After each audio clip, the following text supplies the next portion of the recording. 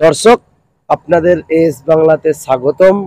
আমি ডোমকল যাওয়ার উদ্দেশ্যে রওনা দিয়েছিলাম। হঠাৎই একটি মাইকিং প্রচার হচ্ছিল। এই ভাইটি ডকুমেন্টস হারিয়ে গেছে। এই ভাই আসলে নামাজ পড়ছিল হিতারপুর জুম্মা মসজিদে। তারপর ব্যাগ কেনার উদ্দেশ্যে কিন্তু রওনা দিয়েছিল ডোমকল মাহেশ্বরপাড়া।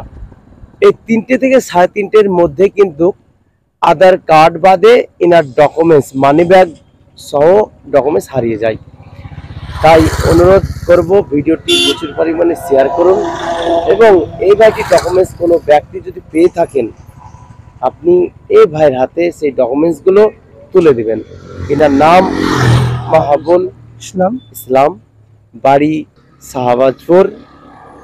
তো অবশ্যই আপনারা এই ভাইয়ের হাতে তুলে দিবেন, কারণ এই ভাই সমস্ত ডকুমেন্টস পেয়ে যাবে, কিন্তু সময় লাগবে তুলতে।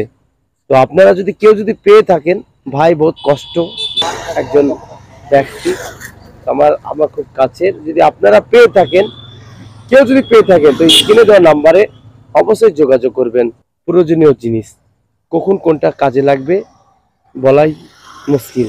তাই অবশ্যই আপনারা ভিডিওটি শেয়ার করবেন এবং এই ভাইয়ের হাতে আপনার ডকুমেন্টসটা তুলে দিবেন। এই ভাই কি বলেছে, কোথা থেকে কিভাবে হারিয়েছে, আমরা জানবো। আজকে আপনার বাড়ি থেকে জুমার নামাজ পড়বো বলে বেরিয়েছিলাম। হিতানপুর জুমা মসজিদে আমি জুমার নামাজ পড়ি। পড়ে এক বন্ধুর বাড়িতে গিয়ে খাওয়া দাওয়া করি। খাওয়া দাওয়া করে বেরিয়েছিলাম আপনার দমকলের ব্যাগ কিনবো বলে, এবং দমকল মাহেশ্বরপাড়ায় একটা দোকানে ব্যাগ কিনে